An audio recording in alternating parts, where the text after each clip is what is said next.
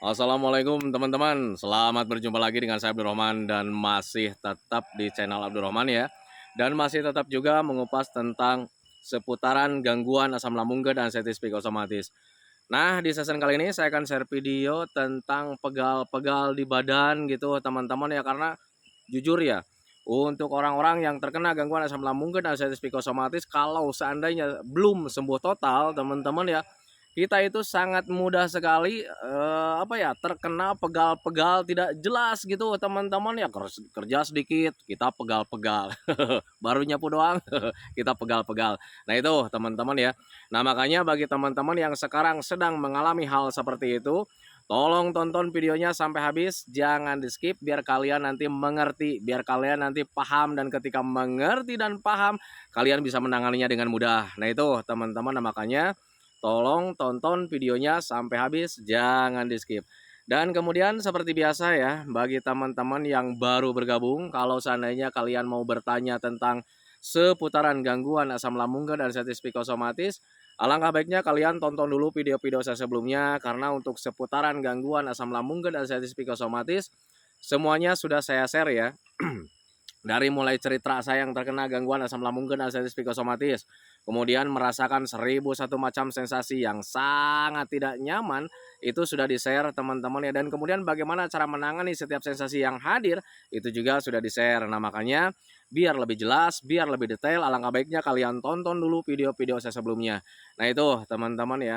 Dan kemudian bagi teman-teman yang baru bergabung juga, seperti biasa juga, kalau seandainya kalian belum subscribe channelnya, mohon videonya itu di-subscribe dulu, karena untuk subscribe itu tidak memerlukan biaya, tidak memerlukan pendaftaran. Jadi subscribe itu adalah hal yang sangat mudah sekali bagi teman-teman lakukan ya.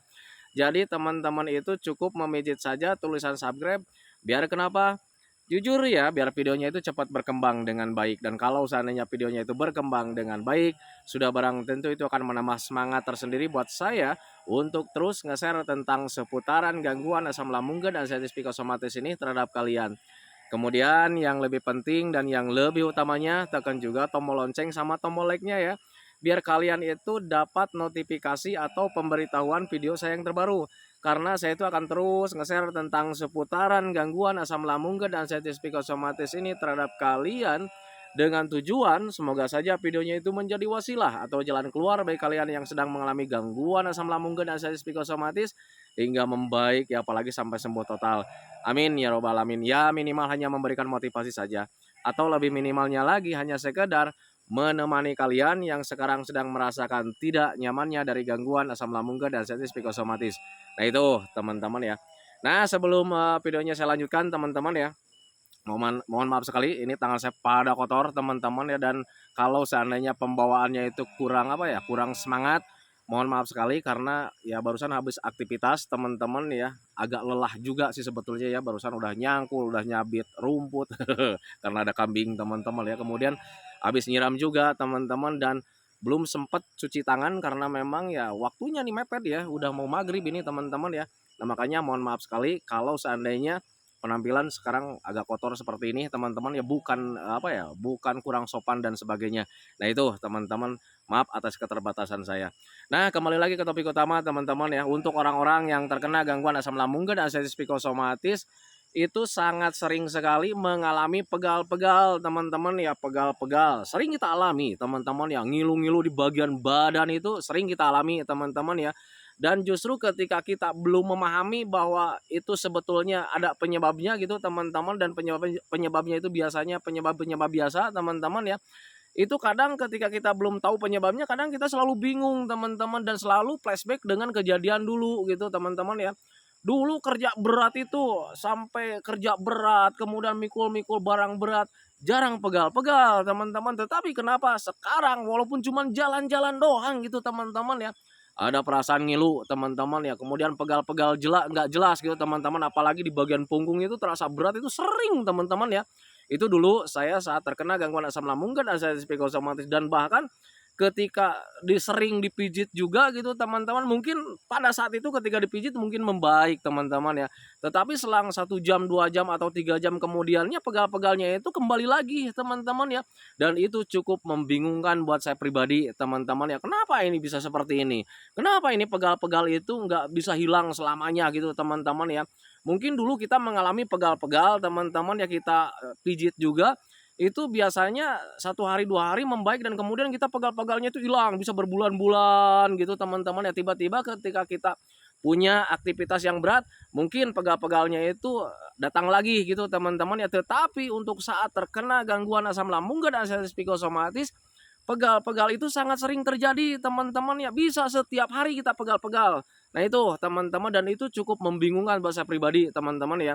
Nah tetapi ketika digali informasinya, cari tahu penyebabnya, ternyata saat terkena gangguan asam lambung dan artritis psikosomatis kemudian sering mengalami pegal-pegal itu merupakan hal yang sangat wajar teman-teman ya. Kenapa saya katakan hal yang sangat wajar gitu teman-teman ya? Karena kita itu ada stresnya teman-teman ya, stres terhadap hal-hal yang tidak diinginkan. Sehingga ya kita itu sering menegang setiap harinya teman-teman, dan ketika menegang sudah pasti ya, otot kita menegang itu sudah pasti kita itu akan mengalami pegal-pegal tidak jelas. Nah itu teman-teman, itu yang saya alami dulu saat terkena gangguan asam lambung dan artritis psikosomatis. Bahkan ketika dulu itu saya sempat bertanya ke orang lain kenapa gitu ya teman-teman ya, selalu membanding-bandingkan dengan orang-orang yang selalu bekerja keras juga gitu teman-teman ya. Ketika saya tanya orang-orang yang selalu bekerja keras, saya tanya teman-teman ya, lu pernah nggak ngalamin pegal-pegal? Wah, gue setiap hari katanya pegal-pegal ya, karena gue itu orangnya kerjanya kerja berat seperti itu. Nah ketika menimbang-nimbang dengan keadaan saya gitu teman-teman yang membanding-bandingkan, saya itu nggak kerja berat teman-teman ya, tetapi kenapa pegal-pegal itu selalu hadir setiap hari teman-teman ya.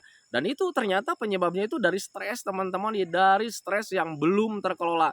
Setiap hari kita selalu berpikir tentang hal-hal negatif, berpikir tentang hal-hal yang tidak diinginkan teman-teman ya, sudah pasti otot kita itu menegang dengan sendirinya teman-teman ya. Ya sudah pasti ya, kita itu terasa pegal-pegal, terasa ngilu-ngilu teman-teman ya. Bahkan ketika kita sudah enak juga gitu teman-teman ya, baru nyapu dikit aja pegal-pegalnya pada udah hilang ya. Pegal-pegalnya udah hilang. Selang 1 hari 2 hari misalkan pegal-pegalnya itu udah hilang. Tetapi ketika beraktivitas sedikit saja pegal-pegalnya mudah hadir teman-teman ya. Ya karena gitu ya, orang yang terkena gangguan asam lambung dan artritis psikosomatis ketika merasa lelah, merasa capek teman-teman, kita stres lagi karena biasanya orang yang terkena anxiety disorder paling tidak bisa sekali menerima hal-hal negatif walaupun cuma sedikit. Sesudah bekerja nih, ada perasaan lemah, letih, lesu gitu teman-teman ya, kita takut lagi, kita tidak bisa menerima lagi. Kenapa nih gue lemes lagi? Kenapa nih gue mudah lelah lagi gitu teman-teman? Akhirnya di situ ada stres lagi. Akhirnya ototnya menegang lagi, dan untuk pegal-pegal dan ngilu-ngilu itu cepat hadir. Nah itu teman-teman, nah, makanya untuk orang-orang yang terkena gangguan asam lambung dan artritis psikosomatis, jangan heran kalau seandainya saat sedang terkena gangguan asam lambung dan artritis psikosomatis, ketika belum sembuh total gitu teman-teman ya, kalian mengalami pegal-pegalnya itu sangat sering sekali teman-teman ya, kemudian mengalami ngilu-ngilunya itu sangat sering sekali teman-teman ya. Kalian jangan heran teman-teman ya, itu biasanya penyebabnya adalah penegangan otot yang terlalu sering kita alami teman-teman ya. Kenapa kita itu penegangan ototnya itu sering kita alami? Ya karena kita itu mudah stres teman-teman ya, mudah stres, mudah ketakutan teman-teman ya, sudah pasti ototnya itu gampang menegang teman-teman, dan kemudian karena kitanya itu sudah terlatih ya, ototnya itu menegang setiap hari, sudah pasti itu ngilu-ngilunya juga atau pegal-pegalnya juga sulit untuk hilang. Nah itu teman-teman, nah, makanya pahami saja ke sana, jadi jangan pernah kalian berpikir yang lain-lain teman-teman ya. Karena ketika kalian berpikir-pikir ke yang lain, apalagi berpikirnya itu ke hal-hal negatif teman-teman ya, itu bisa menyebabkan cemas hadir lagi gitu teman-teman ya. Untuk saya pribadi dulu saat terkena gangguan asam lambung dan artritis psikosomatis, ketika sensasi apapun yang hadir teman-teman ya, itu selalu dikait-kaitkan dengan kematian di pikiran itu teman-teman. Nah makanya ketika ada sensasi sedikit kita berpikirnya itu tentang kematian, akhirnya menegang lagi, untuk ngilu-ngilunya, pegal-pegalnya kambuh lagi. Nah itu teman-teman ya, karena jujur hal yang paling tidak diinginkan, hal yang paling ditakutkan itu adalah ditentang kematian teman-teman ya, untuk saya pribadi dulu gitu teman-teman ya. Nah makanya ketika ada sensasi apapun teman-teman ya selalu dipikirkannya itu terlalu jauh teman-teman ya, kayak macam habis bekerja ya, kayak macam habis nyapu di halaman padahal nyapunya cuma sedikit gitu teman-teman ya. Ada lemah, letih, lesu, kitanya duduk lagi, berpikir lagi, kenapa nih gua nggak kuat nyapu seperti itu teman-teman ya. Ada perasaan lemas, kemudian perasaan lemas itu kadang tidak kita inginkan teman-teman ya. Akhirnya berpikirnya itu kemana-mana lagi, wah ini jangan-jangan kondisi saya itu tidak akan balik lagi. Kalau seandainya kondisi saya tidak akan balik lagi, jangan-jangan ini mendekati kematian. Nah itu teman-teman, dan ketika selalu berpikir ke arah sana tentang kematian, kematian, dan akhirnya ya pasti cemas hadir lagi. Dan ketika cemas hadir lagi, sudah pasti ya semua sensasi itu hadir lagi. Kayak macam berdebar, napas tidak nyaman itu hadir lagi teman-teman ya, termasuk di pegal-pegal itu hadir lagi. Nah itu teman-teman, makanya usahakan bagi teman-teman yang sekarang sedang terkena gangguan asam lambung dan sensasi psikosomatis, kemudian ketika sensasinya sering hadir bolak-balik gonta-ganti teman-teman ya, kalian pahami saja, kalian sadari saja, kalian harus bisa menerima bahwa inilah ciri khas dari gangguan asam lambung dan sensasi psikosomatis. Jadi sensasinya itu sangat banyak sekali. Makanya untuk orang-orang yang terkena gangguan asam lambung dan sensasi psikosomatis itu selalu mengatakan sensasi asam lambung dan sensasi psikosomatis 1001 macam sensasi, karena banyak sekali yang dirasakan. Nah itu teman-teman ya, berbeda mungkin kalau seandainya kita terkena gangguan yang lain teman-teman ya, kayak macam sakit gigi, kita tahu sendiri rasanya kayak gimana gitu teman-teman ya, nyut-nyutan. Jadi kita sudah mengenal lah rasanya, kita tidak cemas teman-teman ya. Tetapi saat terkena gangguan asam lambung dan sensasi psikosomatis, sensasinya sangat komplit sekali teman-teman ya. Dari mulai sakit gigi kita sering alami gitu teman-teman ya. Kemudian dari mata agak buram gitu teman-teman ya, sering kita alami. Pusing, kelayangan, sering kita alami. Kemudian dada berdebar, napas tidak nyaman, sering kita alami. Apalagi yang namanya kembung, begah itu sering kita alami teman-teman ya. Tetapi kalian gak usah khawatir, kalian gak usah was-was, kalian gak usah gelisah. Itulah ciri khas dari gangguan asam lambung dan sensasi psikosomatis. Setiap gangguan itu punya ciri khas masing-masing. Nah sekarang yang kalian rasakan itu ciri khas dari gangguan asam lambung dan sensasi psikosomatis. Tetapi perlu kalian ketahui bahwa semua sensasi itu tidak berbahaya sama sekali. Karena memang pada dasarnya tidak berbahaya teman-teman ya. Yang harus kalian lakukan itu adalah sekarang itu konsisten menjaga metodenya teman-teman. Jangan pernah kalian mengeluh, jangan pernah kalian meratapi nasib teman-teman. Kalau seandainya kalian mengeluh, meratapi nasib, akhirnya kalian nanti itu punya kecenderungannya itu lebih dominannya itu mempunyai rasa sedih teman-teman ya. Rasa sedih yang semakin mendalam teman-teman ya. Akhirnya kalian itu setiap harinya itu menangis. Saya dulu itu teman-teman ya. Semoga saja kalian tidak mengalaminya teman-teman ya. Bayangkan kalau seandainya cowoknya itu yang gagah, perkasa teman-teman ya, dan ketika selalu meratapi nasib, selalu menitikan air mata, akhirnya ketemu sama orang suka menangis, minta maaf, wah itu harga diri kemanain teman-teman ya. Itu saya dulu gitu teman-teman ya. Bahkan orang-orang tuh dulu itu sempat heran ya, kenapa nih Pak Abdul Rahman setiap ketemu sama saya itu suka ngerangkul, minta maaf, suka nangis. Maafkan ya kalau seandainya saya ada salah. Nah itu teman-teman ya, itu dulu saya sebelum sembuh total dari gangguan asam lambung dan sensasi psikosomatis. Nah makanya bagi teman-teman yang sekarang sedang terkena gangguan asam kemudian belum membaik, sadari saja, kalian harus terima, kemudian harus bisa mempunyai rasa sabar, kemudian harus konsisten menjaga 3P-nya. Pola makannya tetap dijaga, apapun yang terjadi pola makannya dijaga. Dari mulai jenis makanan, kemudian jam makan, kalian harus jaga dengan konsisten biar kalian itu cepat membaik, cepat sembuh total. Teman-teman untuk saat ini bersabar saja dulu. Pak, saya itu makannya itu nggak enak nih. Dari awal terkena asam lambung sampai sekarang makanannya itu yang itu terus gitu teman-teman ya. Sama dulu juga saya begitu teman-teman ya. Kalau seandainya sering sering meratapi makan. Saya makannya ini dari awal saat terkena gangguan asam lambung kan sensasi psikosomatis, makannya itu aja teman-teman ya. Dan kemudian jangankan saya teman-teman ya, itu yang di rumah juga dulu sempat komplain ya, katanya masaknya ini aja terus, bosen nih saya masaknya yang ini terus gitu teman-teman. Dan akhirnya saya juga sempat marah juga, lu cuman masak doang, saya bilang gitu ya, lu masak doang bosen, nah gua sama makannya, saya bilang gitu ya.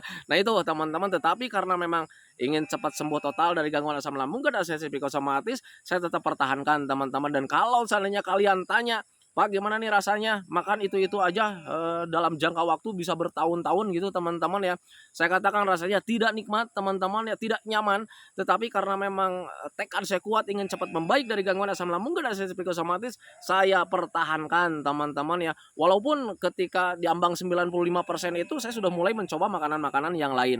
Nah itu teman-teman, makanya bagi teman-teman yang sedang terkena gangguan asam lambung dan alias psikosomatis, apapun yang terjadi, kalian harus konsisten dengan makannya. Pola makannya dijaga.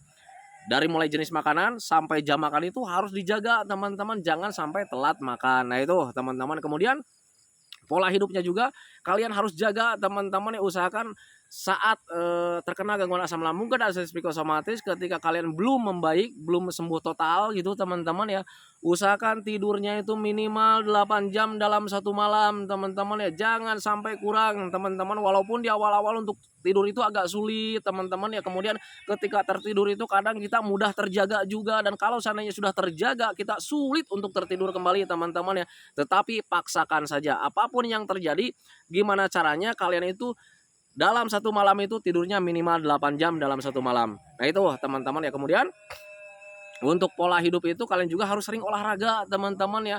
Tetapi untuk olahraganya itu harus yang menyenangkan. Jangan sampai olahraganya itu olahraga yang berat-berat teman-teman ya. Olahraganya itu seperti apa? Cuman jalan-jalan doang teman-teman ya. Jalan-jalan, kemudian melihat lingkungan, bersosialisasi dengan orang lain sambil berjemur juga teman-teman ya. Nah lakukan itu dengan konsisten teman-teman ya. Nanti kalian bakalan cepat membaik dari gangguan asam lambung dan alias psikosomatis.